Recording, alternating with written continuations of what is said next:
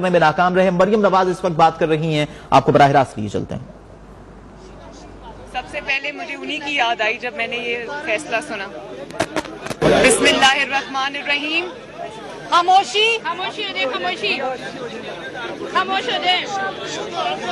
دیکھو ایسے میں بات نہیں کر سکتی, پلیز پلیز. سب سے پہلے میں اللہ تعالیٰ کا سر جھکا کر شکر ادا کرتی ہوں کہ اللہ تعالیٰ نے آج نواز شریف صاحب کو سرخرو کیا. میری بات تو بہت بعد میں آتی ہے, لیکن آج جب میں نے ججز کے ریمارکس سنے اور جب میں نے آج بالکل ریورسل ہوتے دیکھا ایک چیز کا, تو مجھے پورے ہیئرنگ میں صرف اللہ تعالیٰ کی یاد آ رہی تھی. اور میں یہ سوچ رہی تھی کہ بھلے آزمائش آ جاتی ہے انسان پر, جھوٹ بولا, بہتان لگایا, 6 سال اسی میں گزر گئے. آزمائش تھی, لمبی تھی, لیکن اللہ تعالیٰ نے آج سرخرو کیا. اور جھوٹ کی شیلف لائف ہوتی ہے, کچھ سال بھی ہو سکتی ہے, لیکن جھوٹ کا اختتام اسی طرح ہوتا ہے جس طرح آج ہوا. تو سب سے پہلے تو میں عاجزی سے اللہ تعالیٰ کا شکر ادا کرتی ہوں. اپنے وکلاء کا, خصوصاً جو میرے پہلے وکیل تھے سلمان اکرم راجہ صاحب, اور اس کے بعد امجد پرویز صاحب, میں خصوصاً امجد پرویز صاحب کا اور ان کی پوری ٹیم کا تہہ دل سے شکریہ ادا کرتی ہوں کہ جس طرح سے انہوں نے میرا جتنی محنت سے, جتنی لگن سے انہوں نے میرا کیس لڑا, ایمانداری سے. میں ان کو صرف دعا دے سکتی ہوں, اللہ تعالیٰ اس کی جزا دے ان کو. بات کرا دیں اگر کرانا. 1 منٹ جی. السلام علیکم انکل.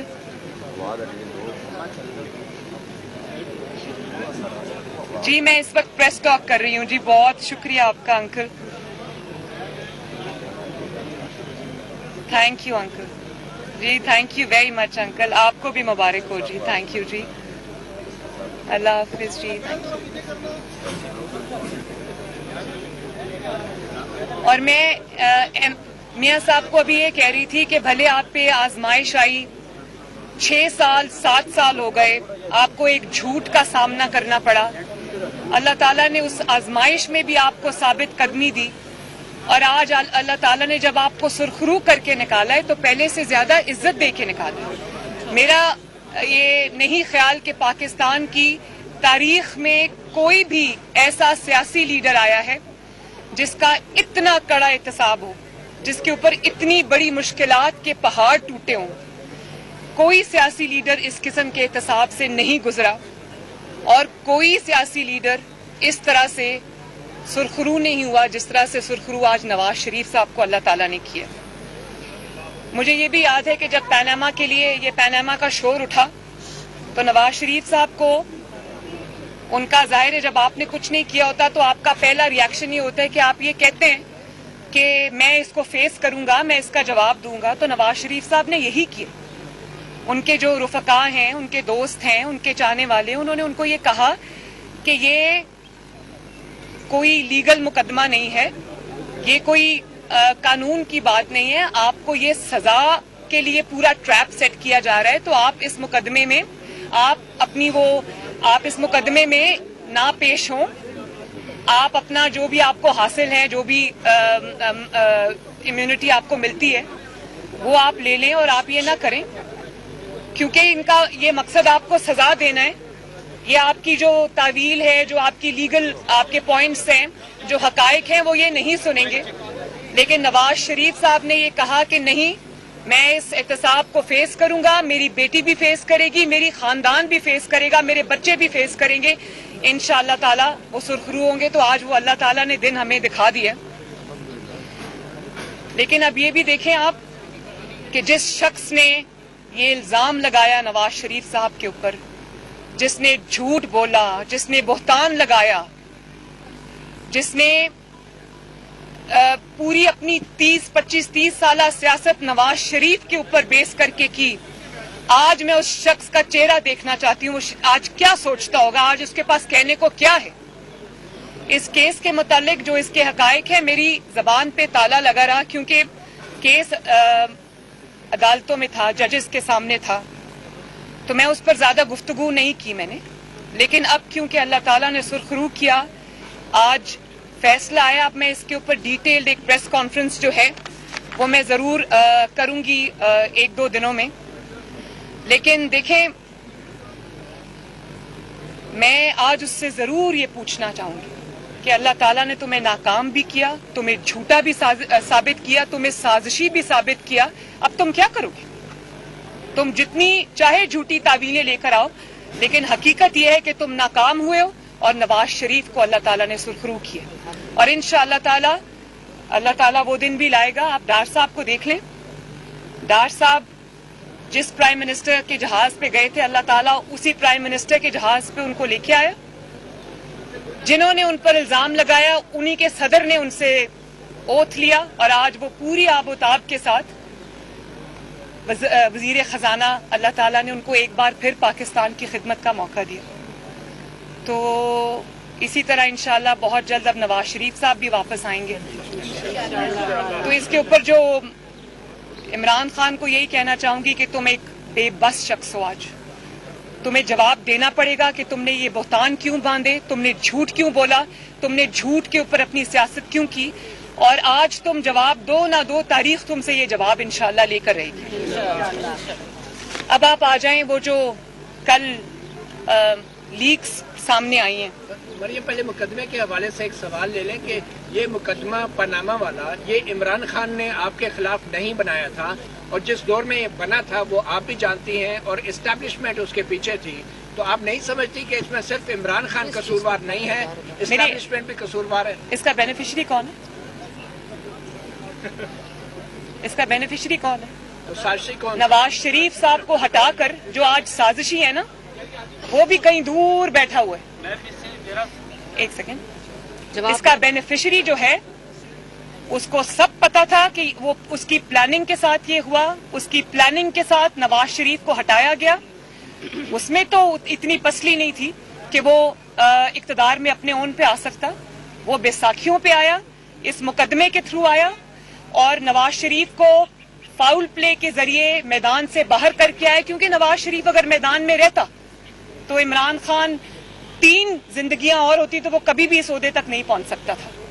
تو اس کا بینیفیشری وہ ہے, اور جو اس کے دوسرے جو ان کے کوچز ہیں وہ اب اللہ تعالیٰ نے کیا تو ان کا کام بھی ختم ہے. تو میں یہ اب اپنی بات جو ہے, میں کیونکہ میں اس پہ کہہ چکی ہوں کہ میں اس پہ ڈیٹیلڈ جو پریسر ہے وہ کروں گی انشاءاللہ, اور حقائق کے ساتھ کروں گی, حقائق پورے قوم کے سامنے رکھوں گی. لیکن اب یہ جو لیکس ہیں ان کے اوپر آپ آ جائیں کہ دیکھیں, جھوٹا تو وہ ثابت ہوا.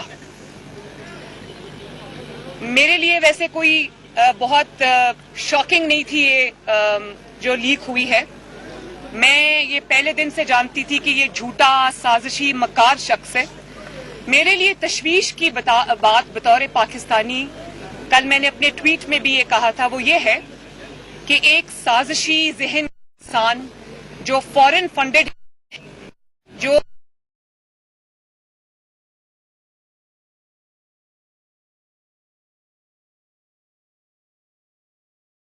اور فتنہ پھیلاتا رہا, ایک غیر ذمہ دار شخص جس کو یہ بھی پتا نہیں ہے کہ ملک کی سلامتی سے کھیلنا کتنا سنگین جرم ہے, وہ 4 سال اس ملک کے سیاہ و سفید کا مالک رہا. اور جب اس کو ووٹ آف نو کانفیڈنس اس کے خلاف آ رہا تھا, جب اس کو ووٹ آف نو کانفیڈنس کے اندر اس کو پتا چل گیا کہ یہ کامیاب ہونے والا ہے, جب اس نے جو منتیں اور وہ جو اس نے کی تھی لوگوں کی وہ کامیاب نہیں ہوئی, اس کو پتا چل گیا کہ میرے اپنے اراکین میرے خلاف ہو گئے ہیں, ووٹ آف نو کانفیڈنس جو ہے وہ کامیاب ہونے جا رہا ہے, تو اس نے سازش کا یہ ڈرامہ رچایا پوری قوم کے سامنے.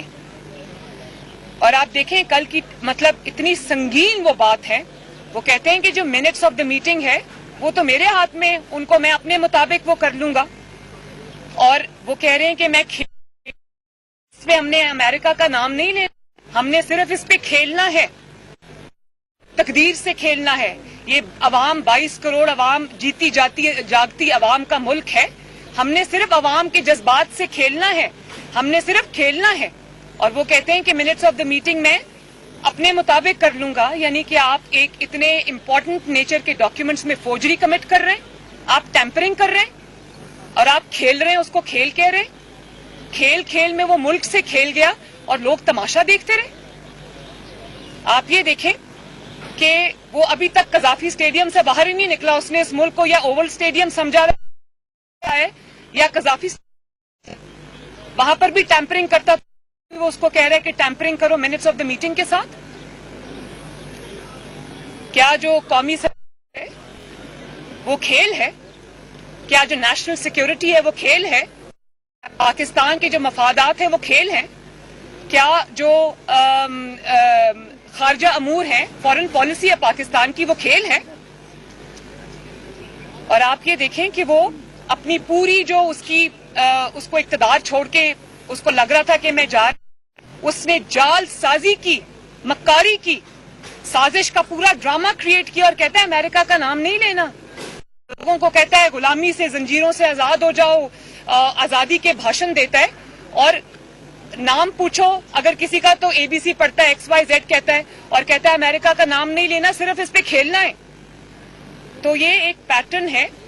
آپ یہ دیکھیں تو انسان کس طرح یہ جو پاناما والی سازش کے تھرو میں آیا, آر ٹی ایس بٹھایا اپنے اقتدار کی خاطر, اس کے بعد فورن فنڈنگ لی غیر ملکی قوتوں سے, اس سے ملک کو ڈی سٹیبلائز کیا, پتہ نہیں وہ پیسے کہاں کہاں استعمال ہوئے, اس سے ملک کو ڈی سٹیبلائز کیا.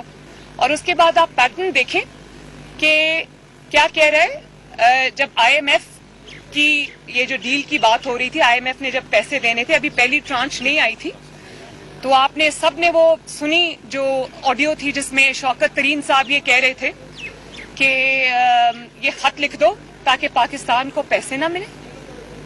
پہلے آپ نے آئی ایم ایف کے ساتھ معاہدہ کیا, اس میں پاکستان کو گروی رکھ دیا, اس کے بعد جاتے جاتے اس معاہدے کو فلاؤٹ کر گئے, اور پھر آپ کے اندر اتنی ہمت ہے کہ آپ اتنی بڑی غداری کر رہے ہیں کہ اپنے لوگوں کو کہہ رہے ہیں فون کر کے خط لکھو کہ پاکستان کو پیسے نہ ملے.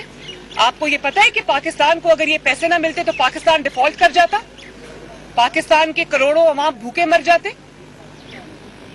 اس قسم کے شخص کی ذہنیت پہ انسان کیا بات کرے سوائے حیرانی کے. اور آپ یہ دیکھیں کہ اس سازش کی بیس پر جو اس نے اعظم خان کے ساتھ بیٹھ کے پرائم منسٹرز آفس میں گھڑی, پرائم منسٹر کے اوتھ کو وائلیٹ کیا. پرائم منسٹر کا اوتھ کیا کہتا ہے, وہ اور بات ہے کہ ان کو اوتھ بھی پڑھنا نہیں آیا, کاغذ سے دیکھ کے بھی پڑھنا نہیں آیا, اینک لگا کے بھی پڑھنا نہیں آیا, تو اپنے اوتھ کو آپ نے وائلیٹ کیا. آپ نے پاکستان کے اور پاکستان کی سیکیورٹی کے انٹرسٹ کے خلاف اپنے آفس میں بیٹھ کر سازش کی. اور کس چیز پہ؟ وہ جال سازی کی بیس پر وہ سازش آپ نے کی, اور اسی جال سازی کی بیس پر آپ نے پاکستان کے اداروں کو تنقید کا نشانہ بنایا, پاکستان کے اداروں کو آپ نے کنٹروورسیز میں پھینکا, دھکیلا, اور آپ کا chief of staff A R Y پہ بیٹھ کر ایک خط پڑھتا ہے, ریٹن ایک لیٹر پڑھتا ہے جس میں وہ فوج کے اندر جو ہے وہ ڈویژن کریٹ کرنے کی کھلے عام بات کرتا ہے. اور یہ آپ نے اسی سازش کی بیس پر, اسی جال سازی کی بیس پر, اسی ٹیمپرنگ کی بیس پر آپ نے کیا کیا؟ آپ نے افواج پاکستان پر حملے کیے, آپ نے شہداء پر حملے کیے, آپ نے ای سی پی کو کنٹروورشل بنا دیا, آپ نے سیاسی اداروں پہ حملے کیے, آپ نے سیاسی جماعتوں کے اوپر حملے کیے, آپ نے پاکستان کی سالمیت پہ حملے کیے. اور کس چیز کی بیس پر؟ شیطانی دماغ کے اختراع کی بیس کے اوپر. اور پھر دیکھیں فرق, دیکھیں آپ ذرا کہ آپ مطلب بیوی بھی یہی کہہ رہی ہے, وہ پیرنی صاحبہ بھی یہ کہہ رہی ہے, ارسلان بیٹا جو اگر ہم پہ تنقید کرے اس کو آپ غداری سے لنک کر دو. اور ہسبینڈ کیا کر رہا ہے بیٹھ کر پرائم منسٹر کے آفس میں؟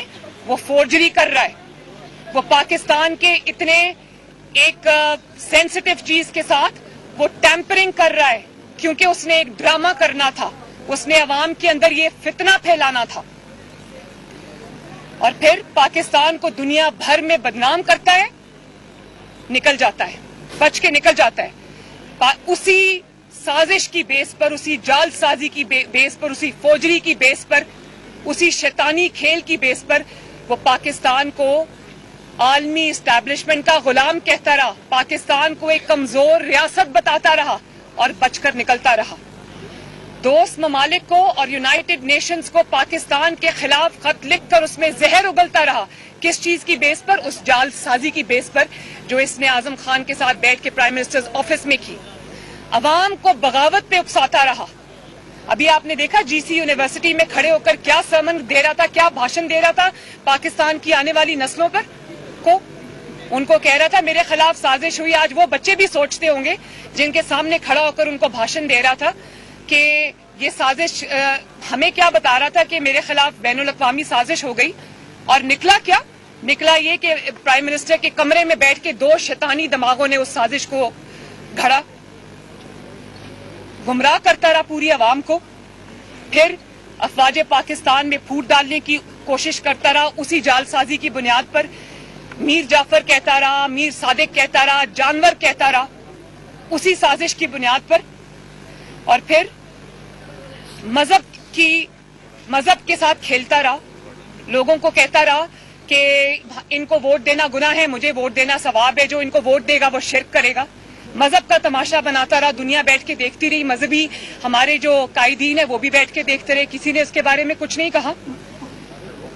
میں یہ پوچھنا چاہتی ہوں کہ ایک جھوٹے سازش کی آڑ کے اندر وہ یہ سب کرتا رہا اور سب ادارے اور ہم سب بیٹھ کر حکومت سمیت یہ سب تماشا دیکھتے رہے. یہ ہے کون جس کو اتنی کھلی چھٹی ملی ہوئی ہے؟ یہ ہے کون کہ یہ سنگین سے سنگین جرم کا ارتکاب کر کے چپ کر کے بچ کے نکل جاتا ہے؟ مریم تیری جرت کو,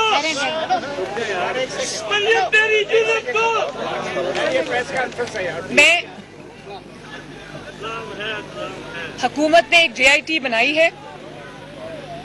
میں سمجھتی ہوں کہ جس طرح پیناما میں جے آئی ٹی نے روز کی بنیاد پر کام کیا تھا, اسی طرح high power J I T بنائی جائے. یہ سنگین مسئلہ ہے. ان کو ذرا پلیز چپ کرائیں, بات کرنے دیں جی پلیز. یہ اس سے زیادہ سنگین نوعیت کا جرم کبھی کسی پرائم منسٹر آف پاکستان نے, میں کہتی ہوں کرنا تو دور کی بات ہے, کوئی سوچ بھی نہیں سکتا. High power J I T بننی چاہیے جس کے اندر حکومت کے وزراء ہوں, جس کے اندر آئی ایس آئی کے ممبرز ہوں, جس کے اندر آئی بی کے ممبرز ہوں, جس کے اندر لا منسٹری کے ممبرز ہوں, اور جس کے اندر ایف آئی اے کے ممبرز ہوں. اور عمران خان, اعظم خان, شاہ محمود قریشی صاحب اور جو سفیر تھے اس وقت کے, کیا نام تھا ان کا, اسد مجید صاحب, ان سب کو بلا کے ان سے انویسٹیگیشن کی جائے کہ قوم کے ساتھ عمران خان نے اتنا گھنونا کھیل کس طرح کھیلا. اور اگر ہم یہ سب نہیں کر سکتے تو پھر ہمیں سب کو نا آنکھیں بند کر کے گھر جا کے کمبل لے کے سو جانا چاہیے. اگر ہم یہ بھی نہیں کر سکتے, اس ملک کو بچانا ہمارا فرض ہے, اس سازشی سے اس ملک کو بچانا ہمارا فرض ہے, اور انشاءاللہ تعالی یہ فرض ہم پوری قوت سے ادا کریں گے. یہ بتا دیں کہ جو سیاسی کھیل شروع کیا گیا, جن لوگوں نے یہاں پہ کیس بنائے تھے, کیا کبھی اس سے آمنا سامنا ہوا, کسی نے معافی مانگی کبھی اس سے پہلے, اور اب آپ کیا مطالبہ کرتے ہیں؟ دیکھیے, معافی, مجھے کسی سے معافی منگوانے کی ضرورت نہیں ہے. ایز لانگ ایز جب وہ یہ سازش کر رہے تھے تو شاید وہ یہ بھول گئے تھے کہ وہ بہادر شاہ ظفر کا ایک بڑا اچھا شعر ہے جو میرا گائیڈنگ پرنسپل بھی ہے, اور وہ کہتے ہیں کہ ظفر آدمی اس کو نہ جانیے گا, ہو وہ کتنا ہی صاحب فہم و ذکا, جسے عیش میں یاد خدا نہ رہی, جسے تیش میں خوف خدا نہ رہا. جب آپ کے پاس طاقت ہوتی ہے تو کچھ لوگوں کو جن کی ناکامی اللہ تعالیٰ کو منظور ہوتی ہے تو ان کی آنکھوں پہ پٹی بن جاتی ہے, اور وہ یہ سمجھتے ہیں کہ یہ جو طاقت ہے یہ ہمیشہ لاسٹ کرے گی. اسی طاقت کے نشے میں جب وہ یہ کام کرتے ہیں تو وہ یہ بھول جاتے ہیں کہ اللہ تعالیٰ کی ذات سب کچھ دیکھ رہی ہے, اور یہ شارٹ لیوڈ ہوتا ہے. آسمان کا نظام حرکت میں آتا ہے. آج مجھے ججز کی بڑی مہربانی, انہوں نے انصاف کیا, لیکن مجھے اس میں کوئی دو رائے نہیں ہے کہ یہ فیصلہ اللہ تعالیٰ کی طرف سے, اور جب حکم تھا یہ فیصلہ, آج وہ نواب صاحب نے جو انگلی اٹھا کے کہا تھا کہ معاملہ اللہ تعالیٰ پہ چھوڑتا ہوں, تو آج مجھے لگتا ہے کہ اللہ تعالیٰ نے ان کے ان الفاظ پہ ان کو سرخرو کیا. تو معافی کوئی مانگے نہ مانگے, یہ جو آج حقائق قوم کے سامنے آ گئے ہیں اس سے بڑی اور کیا دلیل ہو سکتی ہے؟ مریم صاحب یہ بتائیں، جو سیاسی کھیل جس سیکٹر کے ذریعے عمران خان نے شروع کیا اسی اب سازش میں تو خود پھنس گئے، لیکن اب وہ اسلام آباد الغار کرنے کی تیاریاں کریں، اس داخلے کو کون روکے گا، کیا اسٹریٹجی ہے؟ میں تو سمجھتی ہوں کہ جس قسم کی چیزیں ان کے سامنے، ان کے خلاف سامنے آ چکی ہیں، جس قسم کے شواہد آ چکے ہیں، ان کو گرفتار کر کے بند کرنا چاہیے. ان کو بالکل اجازت نہیں ہونی چاہیے قومی سلامتی سے کھیلنے کی، پاکستان کے استحکام سے کھیلنے کی، پاکستان کی معیشت سے کھیلنے کی، کیونکہ 4 سال یہ بہت کر چکے، وہ اب بھی کر رہے ہیں. تو وہ کسی کا لاڈلا اگر ہوگا تو ہوتا رہے، ہمارا لاڈلا وہ بالکل بھی نہیں ہے، اور انشاءاللہ تعالیٰ اب اس کو قانون کا سامنا کرنا پڑے گا. یہ بتائیے گا کہ آڈیو کی ابھی آپ نے بات کی، تو آپ کی بھی آڈیو آئی ہیں جس میں پیٹرول کے حوالے سے آپ چچا کو کہہ رہی ہیں کہ میں یہاں پہ ایسا کروں گی، اور آپ پیٹرول کی بھی بات کر رہی ہیں، صحت کارڈ کے حوالے سے بھی بات کر رہی ہیں، پھر آپ نے بڑا اچھا کیا، بہت اچھا کیا.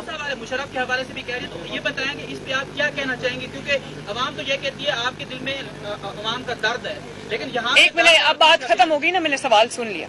اب مجھے بڑا اچھا کیا یاد کرا دیا، اتنا امپورٹنٹ پوائنٹ میرے دماغ سے نکل جاتا. میں آج کیونکہ پرائم منسٹر نے خود ہی اس دن قوم کے سامنے کہہ دیا یہ بات، انہوں نے کلیریفائی کر دیا.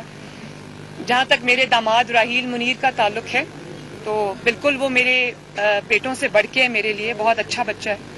ایک پرانے کاروباری خاندان سے اس کا تعلق ہے، خود بھی وہ اپنے جو خاندان کا کاروبار ہے اس کو وہ چلاتا ہے، دیکھتا ہے. تو کل مجھے کسی نے عمران خان کی سٹیٹمنٹ بھیجی کہ مریم کو شرم آنی چاہیے کہ وہ انڈیا سے داماد کے لیے مشینری منگوا رہی تھی. تو میں یہ کہنا چاہتی ہوں، میں عمران خان کی کسی بات کا جواب نہیں دینا چاہتی. میری نظر میں وہ اس قابل نہیں ہے کہ اس کا نام بھی لیا جائے، لیکن شرم عمران خان کو آنی چاہیے، کیونکہ میرے داماد کی جو مشینری آئی تھی وہ عمران خان کے دور میں آئی تھی جب وہ پرائم منسٹر تھے. تو شرم تو پھر عمران خان کو آنی چاہیے، حالانکہ جائز کام تھا. وہ آدھی مشینری اس کی تب آ گئی تھی. پھر آدھی مشینری کے لیے انہوں نے جب ایپلیکیشن دی تو انہوں نے کہا کہ میری آدھی مشینری آ چکی ہے، آدھی کی وجہ سے میرا پلانٹ جو ہے وہ نہیں چل پا رہا. تو انہوں نے جب ایپلیکیشن دی تو پرائم منسٹر آفس میں اس کو چیک کیا گیا، تو انہوں نے، مجھے فخر ہے اس بات کا کہ پرائم منسٹر نے کہا کہ نہیں، یہ قانون اب تبدیل ہو گیا ہے. پہلے انڈیا سے مشینری الاؤڈ تھی امپورٹ، اب امپورٹ پہ بین لگ گیا ہے، تو آپ کہیں اور سے مشینری منگوا لیں، یہ مشینری نہیں آئے گی. تو انہوں نے کہا میں خود بتا دوں گا. انہوں نے یہ بات مجھے بھی بتائی، راحیل کو بھی بتائی، اور ہم نے کہا بالکل ٹھیک ہے. کسی نے نہ کوئی اس کے بعد اس معاملے کو اٹھایا نہ کچھ کیا. تو انہوں نے بھی قانون کا احترام کیا، میں نے بھی اپنے ملک کے قانون کا احترام کیا. اپنا جائز چیز بھی چھوڑ دی، اپنا جائز حق بھی چھوڑ دیا، لیکن قانون کے خلاف کچھ نہیں کیا. دوسری بات میں نے جب پرائم منسٹر کو پیٹرول کی قیمتوں والی جو ہے اس میں ان کو کہہ رہی ہوں کہ جب آپ یہ ڈیسیجن کرتے ہیں پیٹرول کی قیمت والا، کیونکہ عوام کے اوپر اس سے تکلیف آتی ہے، عوام کے مسائل میں اضافہ ہوتا ہے جب قیمتیں بڑھتی ہیں، تو جب یہ اعلان ہونا چاہیے ٹی وی پہ تو اس میں ہنسنا کھیلنا یا کوئی غیر سنجیدگی کا مظاہرہ نہیں ہونا چاہیے اس چیز کو، کیونکہ لوگوں کے اوپر تکلیف آ رہی ہے، آپ اس کا اعلان کر رہے ہیں. تیسری بڑی اچھی بات کی آپ نے صحت کارڈ کی. آپ وہ صحت کارڈ والی آڈیو دوبارہ نکال کے سنیں. اول تو 5 میں سے 4 آڈیو ساری میرے بارے میں آئی ہیں. اپیرنٹلی یہ پرائم منسٹر ہاؤس کی لیکس ہیں، لیکن وہ ساری مریم نواز کے بارے میں ہیں. مجھے یہ پتا ہے کہ یہ کہاں سے ہو رہا ہے.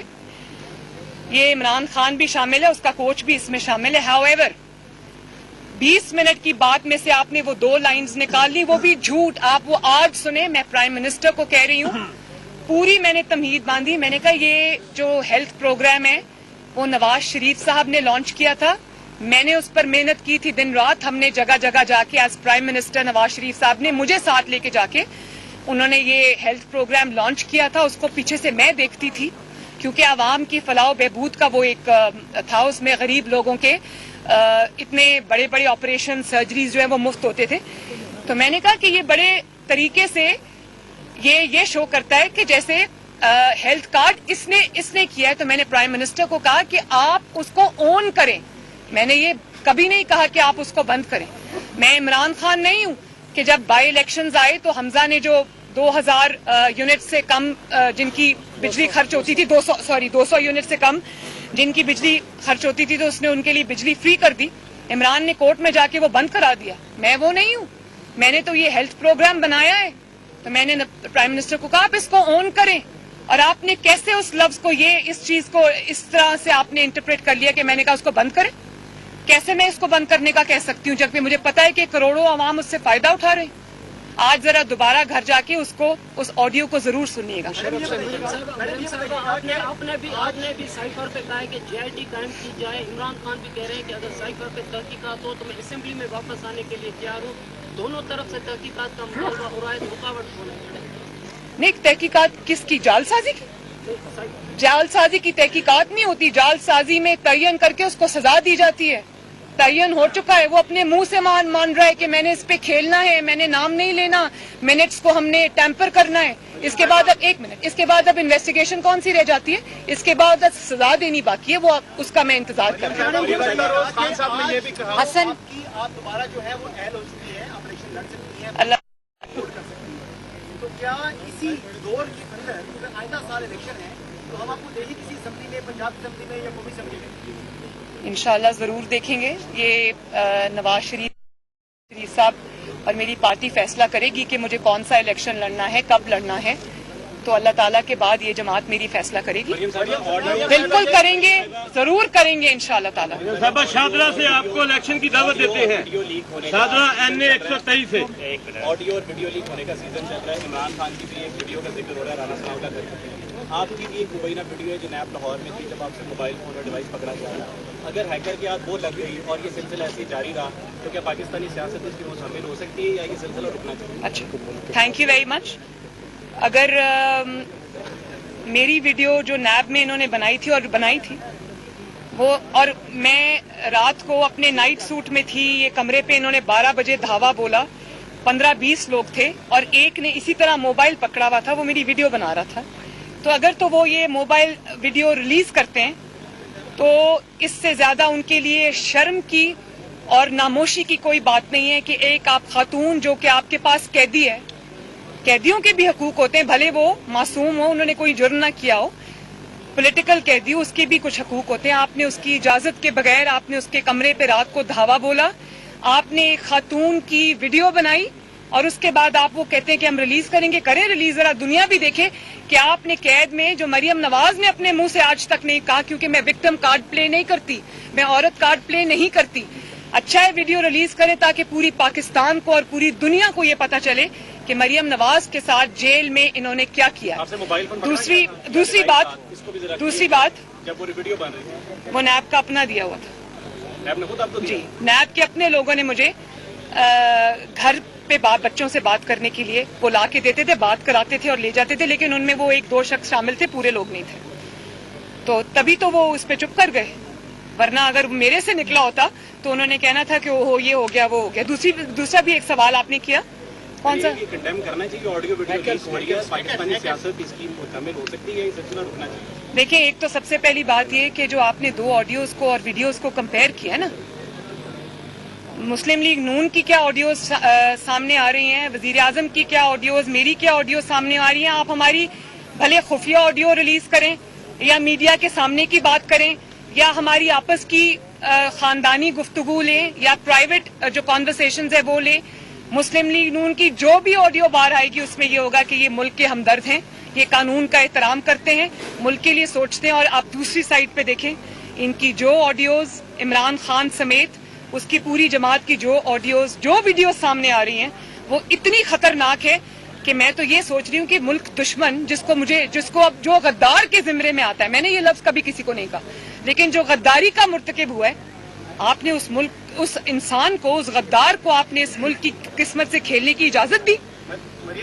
तो ऑडियोज में जो फर्क है वो पूरी कौम के सामने है। मुस्लिम लीग नून के लिए बड़ी इज्जत अफजाई की बात है। मैडम, हाई कोर्ट का जो आज का फैसला है, क्या उसके खिलाफ आपकी हुकूमत सुप्रीम कोर्ट में अपील करेगी? किस चीज की अपील? अपील तो नैब को करनी चाहिए कि हमारा मुकदमा पिट गया, मैं क्या अपील करूं भाई। और दूसरी एक मिनट, और दूसरी बात ये और दूसरी बात ये कि मैं 6-7 साल हो गए हैं मुझे अदालतों में धक्के खाते हुए, तो अभी आपका दिल नहीं भरा मतीउल्लाह जान साहब, बहुत बहुत शुक्रिया। इमरान खान साहब ने कहा आपसे वैसे मुलाकात के लिए एक ये बताइए, इमरान खान साहब ने कहा है कि कोई IT बेस्ड जो है कंपनी है जिसका फ्रंट पे टेलीविजन चैनल है, वो इन ऑडियंस इस सवाल का जवाब जरा नहीं, एक मिनट, ये बात, कोई IT कंपनी है हसन एक मिनट, जी जी, कोई IT कंपनी नहीं है, ये इमरान खान है, उसका कोच है, उसके साथ 1-2 चैनल्स हैं, ये उन्हीं का नेक्सस है। बहुत शुक्रिया। भाई हम भी ग्रेड 4 में नहीं पढ़ते। इस्लामाबाद में नायब सदर मुस्लिम लीग नून मरियम नवाज मीडिया से गुफ्तगू कर रही थी। उनका कहना था कोई सियासी लीडर ऐसे एहतसाब से नहीं गुजरा। इमरान खान बैसाखी के सहारे इक्तदार में आए, कभी छुप नहीं सकता। इमरान खान ने नवाज शरीफ पर इल्जाम लगाने के लिए 30 साल लगा दिए। अल्लाह ताला ने आज नवाज शरीफ को सुरखरू किया। इस शख्स ने अपनी सियासत नवाज शरीफ पर की, आजमाइश लंबी थी लेकिन अल्लाह ताला ने आज सुरखरू किया। और आपको ये भी बताते चले कि एवनफील्ड रेफरेंस में सजा के खिलाफ अपील और इस्लामाबाद हाई कोर्ट ने इस पर फैसला सुना दिया है और एवनफील्ड रेफरेंस में सजाओं के फैसले को कलअदम करार दे दिया गया है और मरियम नवाज की 7 साल की सजा कलअदम कर दी गई है और कैप्टन रिटायर्ड सफ्तर की 1 साल की सजा कलअदम, जबकि एहतसाब अदालत के जज मोहम्मद बशीर ने 2018 में यह सजा सुनाई थी और इस्लामाबाद हाई कोर्ट ने एहतसाब अदालत के फैसले को कलअदम करार दे दिया। इस्लामाबाद में नायब सदर मुस्लिम लीग नून मरियम नवाज मीडिया से गुफ्तगू